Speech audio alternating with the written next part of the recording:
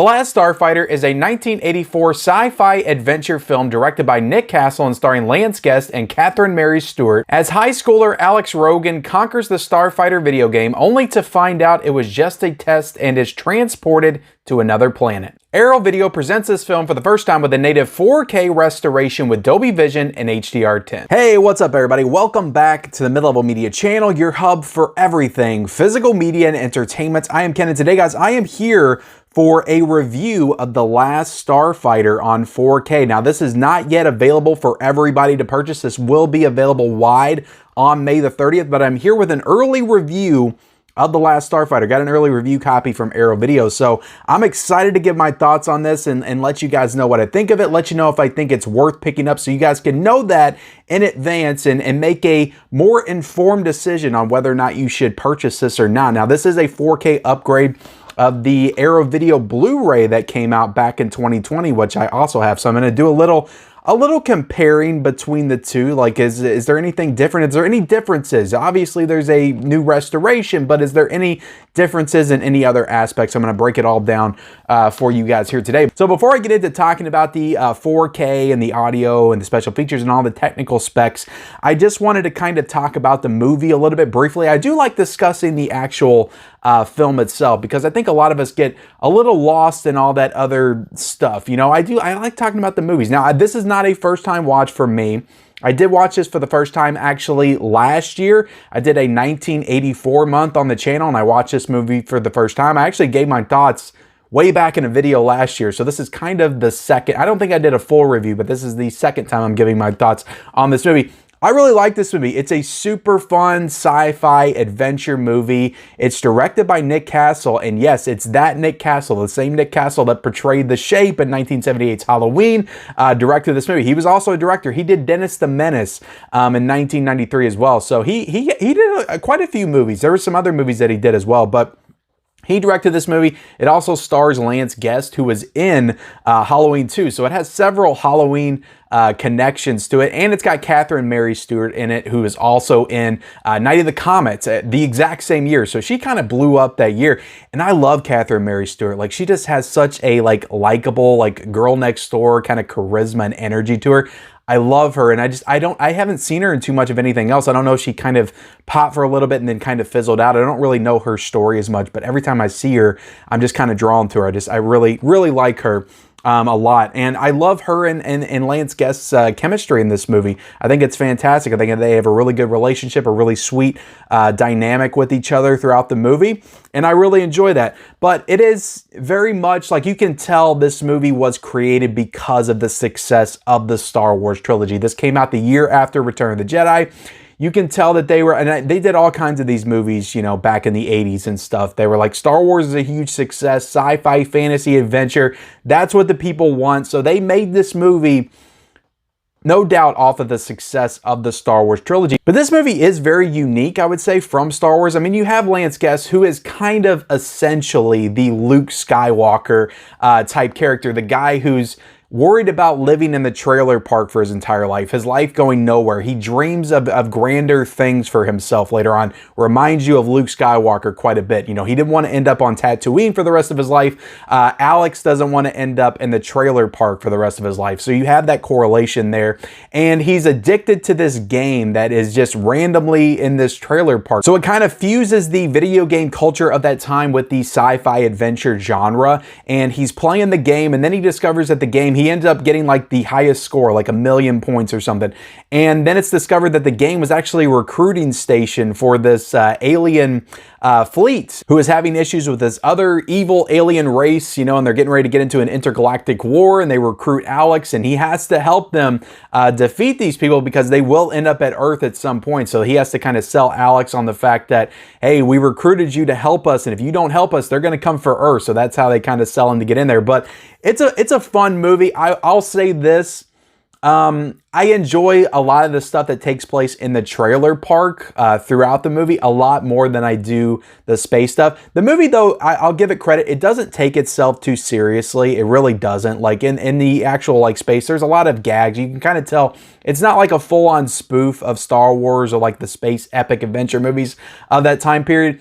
but it kind of feels like it's making fun of certain tropes, certain aspects of the genre at that time. So I do like it for that. But the space stuff, the villain's very one note. There's really not a lot to him. The missions and all that stuff that take place, like, it isn't necessarily the most compelling. I do like his relationship with the alien guy that kind of co-pilots with him when they're trying to take on the enemy, but I'm just not all that compelled or interested in the stuff that happens in space. And he does go back to Earth at a certain point in the movie, but the stuff I like the most takes place on the Earth with Catherine Mary Stewart and the Beta unit, because they replace Alex with a look-alike Alex that's actually a robot throughout the movie. And his interactions and stuff with Catherine Mary Stewart throughout the movie and the other people in the trailer park, I find to be the most fun. So I actually have a lot more fun like with the stuff in the trailer park versus the stuff that happens in the space throughout the movie. But overall, it's just a really fun movie, a lot of really fun performances. I think it has some really good practical effects with like the makeup and the costumes of the certain aliens and things like that.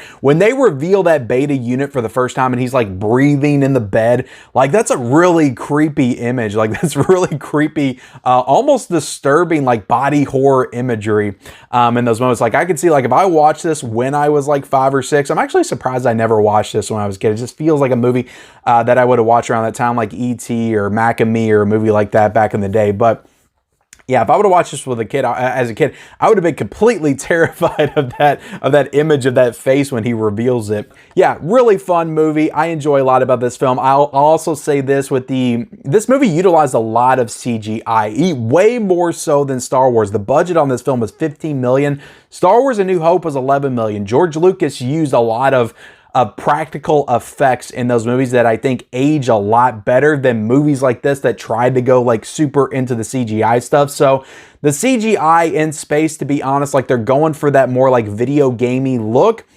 but it does not age good at all. Like it's very much like that 80s, 90s computer generated graphics that just looks more like shapes. There's the actual like spacecraft and the stuff in space just doesn't look completely finished. It just looks like CGI that wasn't finished. So the actual CGI in the movie, and we'll go into that a little bit more in the 4K transfer, just doesn't hold up the best. And I can completely understand you watch this and you're just taken out of it completely, because all the stuff in space, all the battles and all that, it does not hold up like a Star Wars movie does. Like it's unbelievable to me that people watched Return of the Jedi in the theaters in 1983 and that great space battle at the end in front of the Death Star.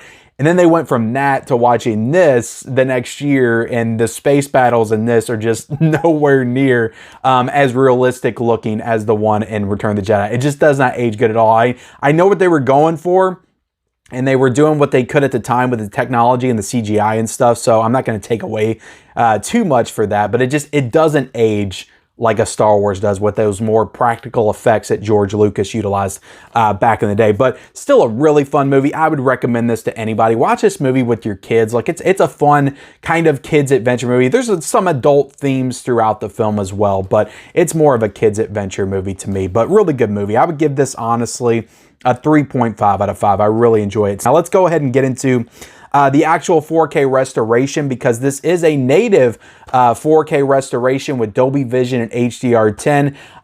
And I thought it looked really good. Now, here's the thing. Back when I watched this Blu-ray last year, I thought to myself, this Blu-ray really looks good. And this is a 4K scan. And this is what we keep running into with these, boutique labels. Screen Factory is doing it as well. Criterion is doing it as well. They're releasing these 4K Blu-rays, with the 4K scans, but they're not putting them on actual 4K disc, utilizing the HDR and the Dolby Vision and all that stuff. And they're just doing the 4K scans. And again, they did this with a 4K scan back in 2020 before Arrow Video got into 4K. They were all the boutiques were just late to the party with 4K, about 4 years later than the studios were.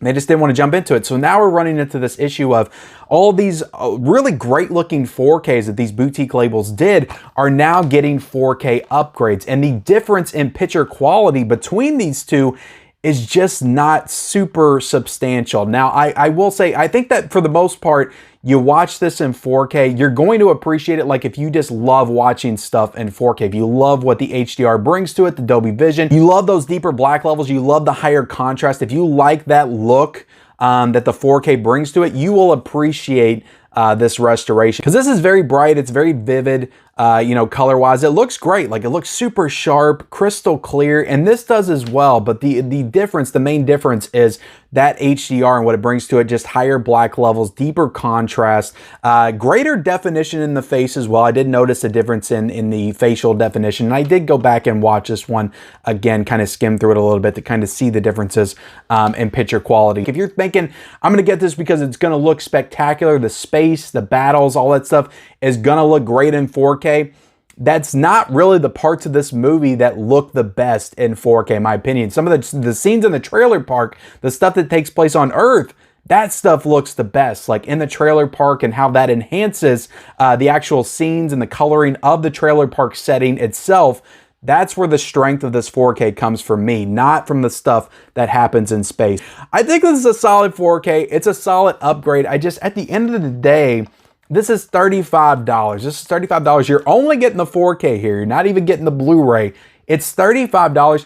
If you have this Blu-ray from Arrow Video, if you bought it back in 2020, I think it looks really good. And unless you're just a massive The Last Starfighter fan and you want those, you know, image enhancements in the trailer park and on Earth, because I think that that's where the 4K truly shines, not in space with all those, you know, CGI graphics that don't necessarily age the best, I think you're fine with this Blu-ray. Look, guys, I always want to be honest with you guys, and I think you're fine with this Blu-ray. But if you want that HDR enhancement, it does look better. But is it that significant of an improvement to warrant $35 to upgrade The Last Starfighter?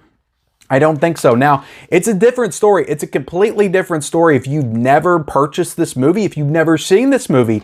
I highly recommend it. It's super fun. I would recommend you pick up this 4K because it is the best way to watch this movie, and it's a really good movie. Even for 35 bucks, you get a lot of really good special features in here as well. I think it is worth the price of admission. Now, jumping into the sound real quick, you do have the English DTS HD Master Audio 2.0. You have the English DTS Master Audio 4.1. You get the English DTS HD Master Audio 5.1. Now, these are all the same sound options that were available in the Blu-ray as well. So there's no Dolby Atmos. There's no sound upgrade. It sounds exactly the same as the Blu-ray did. But that score, guys, it sounds great. Like everything in this movie, everything in space, where they're shooting the lasers and stuff out of the spaceships and the explosions, all that stuff sounds great. The score in this movie is really fantastic. It's one of the best things about this movie, by Craig Safin, who did the score, and it's incredible. It kind of reminds me a lot of John Williams. Like if you didn't tell me that John Williams didn't do the score, I would have thought it was John Williams. Like it's that incredible. It's iconic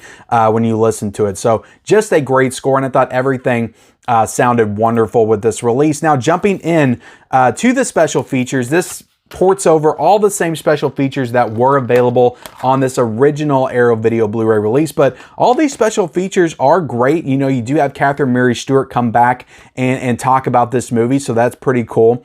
You have a, Into the Starscape composing The Last Starfighter. You have an interview with composer Craig Safin, talks about how he composed this movie, which is an interesting little special feature and interview, because he talks about how it was kind of hard to score this movie because there was so much of this movie that was CGI, and how you traditionally score stuff, you actually see the movie, and he couldn't see parts of this movie because it didn't exist yet. And he talks about having to score over that. So that's an interesting interview. You have Incredible Odds writing The Last Starfighter. You have Interstellar Hit Beast creating the special effects. Excalibur Tests, Inside Digital Productions. Last Starfighter, Greeting Starfighter inside the arcade game. So tons of stuff, guys. You also have some archival featurettes, Crossing the Frontier, the making of The Last Starfighter, archival 4-part documentary, image galleries, theatrical trailer and teasers. So tons of stuff with this release, guys. And again, it's all the same special features as this Blu-ray. You're not getting anything new, but if this is the first time that you're buying this on 4K, like it has an incredible amount of special features here. So getting into the actual package unboxing before we go ahead and close out this video right here. I love the artwork on this, and this is the artist is Matt Ferguson that did this commission artwork, but it's just beautiful artwork. I love the blues and the colors and stuff right there. It's super awesome. And I'll kind of show you the back right there. And this does have reversible artwork as well, which is super cool. And you have that iconic poster right there. You have some cool disc art on the actual disc. Again, you only get that 4K disc. You don't get a Blu-ray with this one. So that's why I'm holding on to my Blu-ray, because I don't get a Blu-ray in this. But you do get a nice little booklet in here, you know, about the making of the movie, some nice images as well. Some good stuff, guys. This is a really fun movie that I would honestly highly recommend it. If you don't have this in your collection at all, like, I would say get this. I think that the picture quality is really good. I'm not saying this is, look guys, I want you to understand this. I'm not saying this is not a good 4K. It's a really good 4K. I'm just saying in comparison to this Blu-ray, if you already own this, it's not enough of an upgrade to warrant $35. But if you don't have it at all, I would highly recommend picking up the last Starfighter on 4K. So there's my review, guys. In the comment section below, let me know your thoughts. Like this video, subscribe to the channel if you haven't already. Turn on those bell notifications and follow me on all my social media accounts. Those links are down below in the description, and we'll see you next time.